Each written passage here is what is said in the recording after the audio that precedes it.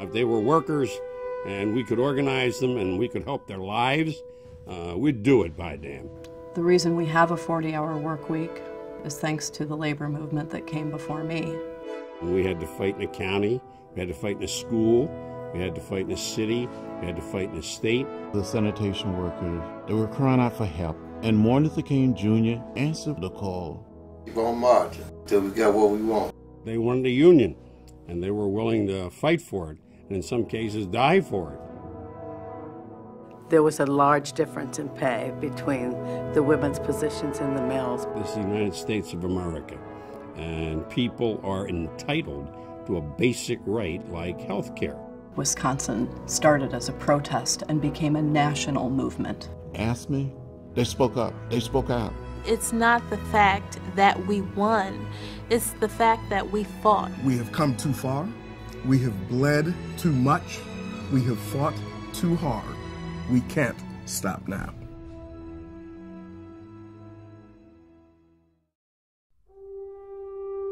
When a governor, could be a mayor, went into power, if the people that were already working for a city or a state were not of his or her political party, he would fire them, and he would replace them with his own people who helped them get elected. They felt that was wrong. They felt that public service was a noble occupation, and that they wanted to remain regardless of the changes that took place within the administration. A man by the name of Colonel Gary and a man by the name of Arnold Zander put together an organization. They were fighting for the right not to be fired because they weren't one of the governor's guys. And that's exactly how AFSCME was formed.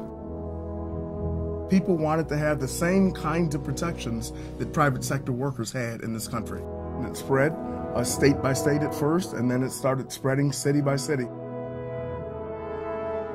There were a number of victories for the union over the course of time. In 1938 in Philadelphia, they went to the mayor and they asked for a 10-cent increase. The mayor told them to get out, my way or the highway. So they selected the highway, and they went on strike. The union was recognized, and they got a nickel. The Depression wasn't over, so a nickel was a lot. After President Zander, Jerry Worf became president, and he really took AFSCME to the next level.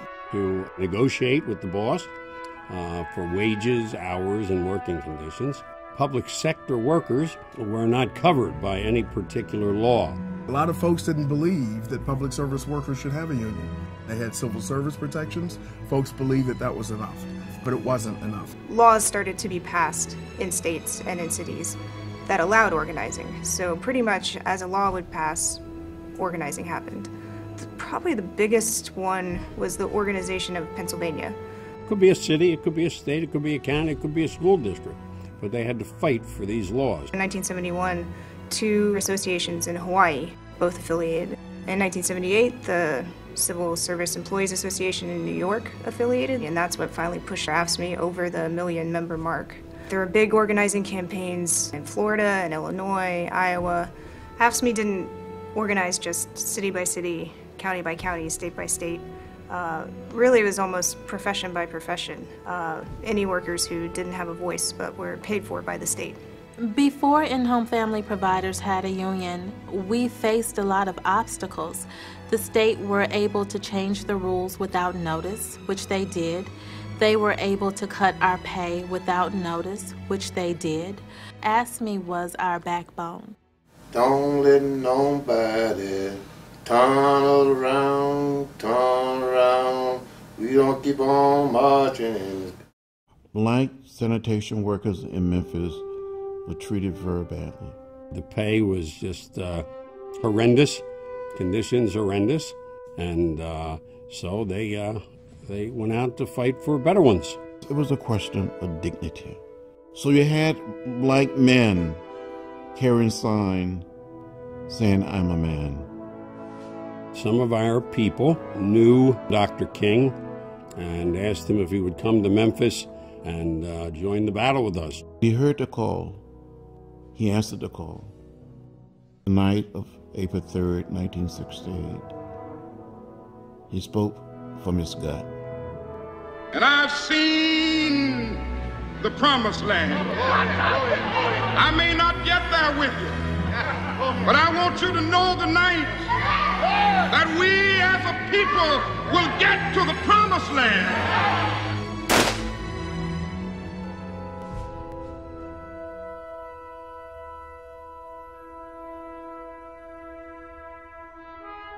The assassination of Martin Luther King Jr. brought the city of Memphis to the table to recognize the Union. The Civil Rights Movement and the labor movement went hand in hand.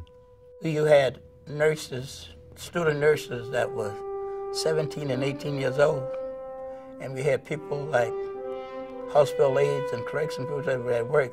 They were called by Jane, John, and Jim, but you had to call those young girls Mr. and Mrs. and all that kind of stuff. When you talk about civil rights, you have to talk about Bill Lucey. For 38 years, he was one of the highest-ranking African Americans in the labor movement. He was very instrumental in the sanitation workers' strike. In 1984, he formed the Free South Africa movement, and eventually, as we know, the apartheid regime ended. Nelson Mandela was released from jail in 1990. He attended the AFSCME convention, kind of as a way to say thanks for your support. AFSCME has always been an organization that stands up and fights for the rights of people who tend to be left behind. In 1981, I was elected president. At that time, there was an obvious disparity between the wages of women and the wages of men. They made like $8 an hour and you made $2 an hour. It was clear that they were being underpaid, and they decided that they had to stand up and fight for their rights. So the women in the city of San Jose went out and did something about it, and we stood up and fought back. They took themselves out on strike, which was unheard of, particularly for that kind of reason. And we were there to walk with them, fight for them, and we won that. I'm grateful to all of the people in Washington and in the city of San Jose who stood up before me to make this happen. We fought for civil rights, we fought for women's rights, we fought for gay rights.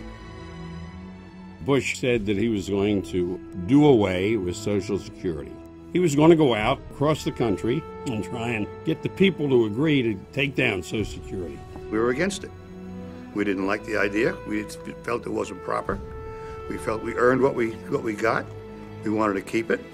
From the first day he left the White House, we were with him on every rally, every street corner.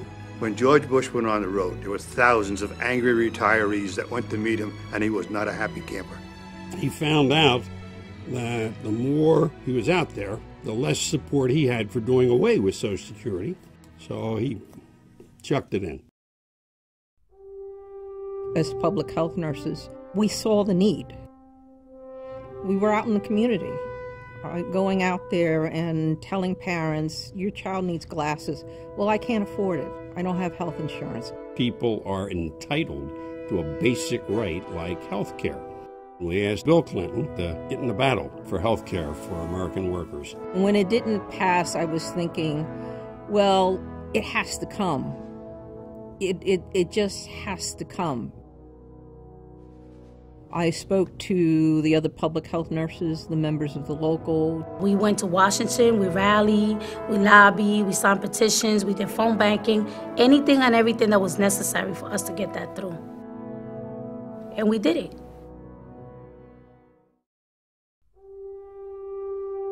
When Governor Walker was elected, all hell broke loose. Putting forth SB 11, Special Bill 11, that would completely remove our rights to organize and collectively bargain.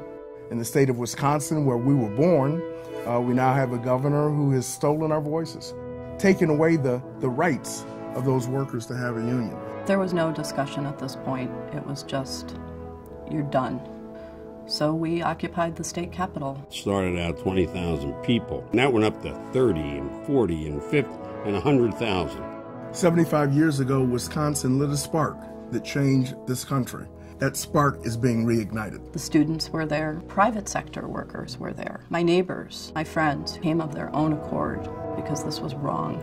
En marzo del 2009, el nuevo gobierno estableció una ley que quitaba todos los derechos a los empleados públicos. Con esa ley también trajo despidos a más de 30.000 empleados públicos. Desde ese momento comenzamos la negociación colectiva y comenzamos nuevamente a adquirir lo que el gobierno nos había quitado por 2 años. Ohio wanted to take collective bargaining rights away from all public sector workers. We started a petition drive, and we needed several thousand signatures to present to get the petition started. Then we had to have 250,000 signatures to get it on the ballot.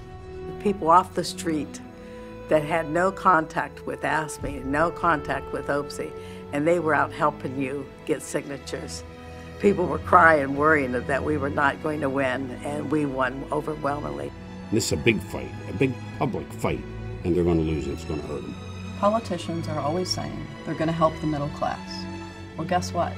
We are the middle class. Public service workers serve. That's what we do. When you need us, we're there. I'll be 77 come January, okay? And I ain't giving up, and I'm going to fight till the day I die to keep what we got. Our public service workers are on the attack around the country, and we need the next generation to take the active role and take part in that fight. And that's what the next wave is about. The younger workers taking accountability and stepping up. As long as you have the will to fight, you have the power to win. People like myself, presidents, officials, they come and go, but the union institutionally stays and stays and stays.